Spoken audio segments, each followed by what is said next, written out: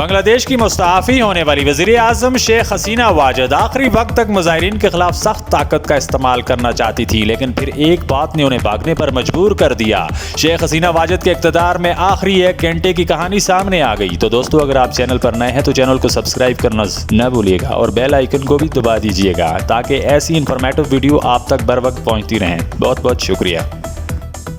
بنگلہ دیش کے اخبار پرتم الو کے مطابق وزیر اعظم حسینہ واجد مظاہرین کے خلاف طاقت کا استعمال کرنا چاہتی تھی اور انہوں نے پیر سے کرفیو اس وقت سے نافذ کرنے کے احکامات دیے تھے، لیکن 9 بجے کے قریب مظاہرین نے کرفیو توڑنا شروع کر دیا اور اس پر حسینہ واجد نے 3 سروس چیف اور پولیس کے انسپکٹر جنرل کو وزیر اعظم ہاؤس میں طلب کیا۔ اجلاس کے دوران حسینہ واجد ان پر برس پڑی۔ ان کا کہنا تھا کہ مظاہرین کے خلاف خاطر خواہ اقدامات نہیں کیے جا رہے۔ انہوں نے کہا کہ بختر بند گاڑیوں پر چڑھنے والے مظاہرین کے خلاف کارروائی کیوں نہیں کی جا رہی۔ اس دوران سروس چیف اور آئی جی نے وزیر اعظم کو سمجھانے کی کوشش کی کہ حالات کنٹرول سے باہر ہو گئے ہیں۔ بنگلہ دیش کے ایک اخبار کا کہنا ہے کہ میٹنگ کے دوران حسینہ واجد کے بیٹے سے بھی رابطہ کیا گیا اور انہوں نے بھی اپنی والدہ کو سمجھانے کی کوشش کی۔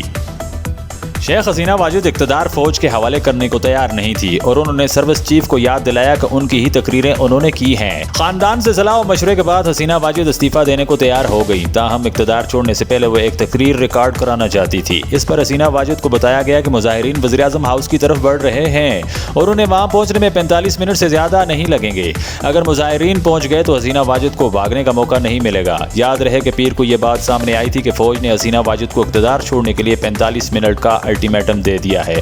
یہ وہی الٹیمیٹم تھا۔ شیخ حسینہ واجد ایک فوجی ہیلی کاپٹر میں جب وزیر اعظم ہاؤس سے فرار ہوئی تو اس کے کچھ ہی دیر بعد ہزاروں افراد نے ان کی رہائش گاہ پر دھوا بول دیا اور توڑ پھوڑ شروع کر دی۔ شیخ حسینہ واجد جس ہیلی کاپٹر میں فرار ہوئی اس نے پہلے بھارت میں اگرتلہ کے BSF بیس پر لینڈنگ کی۔ اس کے بعد شیخ حسینہ وہاں سے دلی کی طرف روانہ ہوئی اور دلی کے قریب ہینڈن ایئرپورٹ پر اتری۔ BBC کی رپورٹ کے مطابق بنگلہ دیش کے ماہر اقتصادیات محمد یونس نے 2 روز قبل انڈین میڈیا کو دیے گئے ایک انٹرویو میں بنگلہ دیش میں ہونے والے احتجاجی مظاہروں پر انڈیا کی خاموشی پر دبے لفظوں میں تنقید کرتے ہوئے کہا تھا، بنگلہ دیش کی 2/3 آبادی نوجوانوں پر مشتمل ہے۔ وہ ملک میں جمہوری آزادی کے خاتمے کے سبب یہ 2/3 نوجوان کبھی ووٹ نہیں ڈال سکے۔ بنگلہ دیش میں جو بے چینی پھیل رہی ہے اس کا اثر انڈیا پر بھی پڑے گا۔ کولکاتہ میں مقیم سیاسی تجزیہ کار سوبھیجیت باگچی کہتے ہیں کہ انڈیا کی خارجہ پالیسی کی سب سے بڑی غلطی یہی ہے کہ اس نے بنگلہ دیش میں اپنا سارا داؤ شیخ حسینہ اور ان کی پارٹی عوامی لیگ پر لگا دیا اور شیخ حسینہ کی شدید مخالفت کے سبب انڈین اسٹیبلشمنٹ نے اپوزیشن BNP اور جماعت اسلامی سے اپنا رابطہ توڑ لیا۔